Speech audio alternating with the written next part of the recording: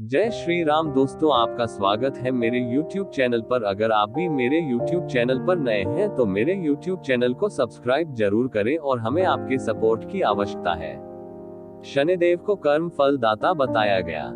शनि देवता ही हमारे कर्मों का फल हमें देते हैं। बहुत समय पहले की बात है, त्रेता युग में एक बार बारिश के अभाव से अकाल पड़ा। तब कौशिक मुनि परिवार के लालन पालन के लिए अपना गृह स्थान छोड़कर अन्य स्थान जाने के लिए अपनी पत्नी और पुत्रों के साथ चल दिए। फिर भी परिवार का भरण पोषण कठिन होने पर दुखी होकर उन्होंने अपने एक पुत्र को बीच राह में ही छोड़ दिया। वह बालक भूख प्यास से रोने लगा। तभी उसने कुछ ही दूरी पर एक पीपल का वृक्ष और जल का कुंड देखा। उसने भूख शांत करने के लिए पीपल के पत्तों को खाया और कुंड का जल पीकर अपनी प्यास बुझाई। वह बालक प्रतिदिन इसी तरह पत्ते और पानी पीकर और तपस्या कर समय गुजारने लगा। तभी एक दिन वहां देवर्षि नारद पहुंचे। बालक ने उनको नमन किया। नारद मुनि विपरीत दशा में बालक की विनम्रता देखकर खुश हुए। उन्होंने तुरंत बालक का यथोचित संस्कार कर वेदों की शिक्षा दी। उन्होंने उसे ओम नमो भगवते वासुदेवाय की मंत्र दीक्षा भी दी। वह बालक नित्य भगवान विष्णु के मंत्र का जप कर तप करने लगा। नारद मुनि उस बालक के साथ ही रहे। बालक की तपस्या से भगवान विष्णु प्रसन्न हुए। भगवान विष्णु ने प्रकट होकर बालक से वर मांगने को कहा। बालक ने भगवत भक्ति का वर मांगा। तब भगवान विष्णु ने बालक को योग और ज्ञान की शिक्षा दी, जिससे वह परम ज्ञानी महर्षि बन गया।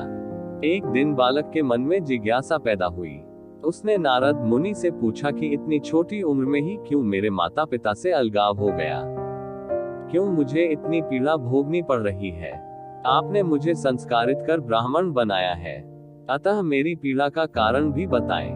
नारद मुनि ने बालक से कहा, तुमने पीपल के पत्तों को खाकर घोर तप किया है, इसलिए आज से तुम्हारा नाम पिप्पलाद रखता हूँ। जहाँ तक तुम्हारे कष्टों की बात है तो उसका कारण शनि ग्रह है, जिसके अहंकार वश धीमी चाल के कारण तुम्हारे साथ ही पूरा जगत भी अकाल की पीड़ा भोग रहा है।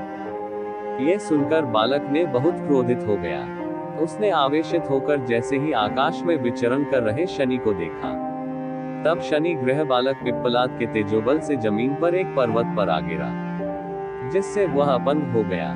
शनि की ऐसी दुर्दशा देखकर नारद मुनि खुश हो गए। उन्होंने सभी देवी देवताओं को ये दृश्य देखने के लिए बुलाया।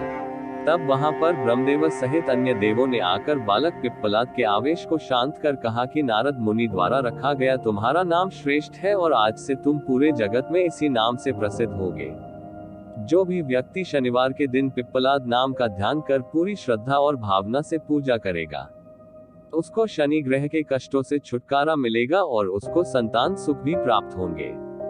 ब्रह्मदेव ने साथ ही पिप्पलाद मुनि को शनिग्रह की शांति के लिए उनकी पूजा और व्रत का विधान बताकर कहा कि तुम धराशायी हुए शनि को अपने स्थान पर प्रतिष्ठित कर दो, क्योंकि वह निर्दोष है।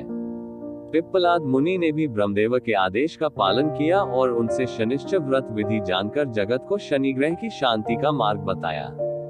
इसीलिए शनि ग्रह की शांति के लिए शनिवार के दिन पीपल के वृक्ष के साथ ही शनिदेव के पूजन की परंपरा है।